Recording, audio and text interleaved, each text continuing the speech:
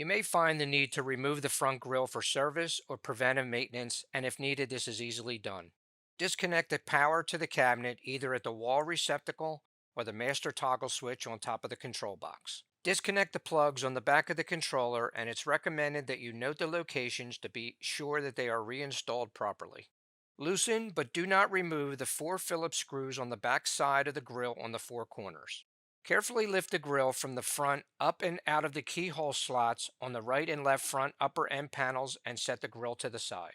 Once, whatever the reason the grill was removed is completed, install the four Phillips screws into the keyhole slots, making sure the grill drops down completely and is level.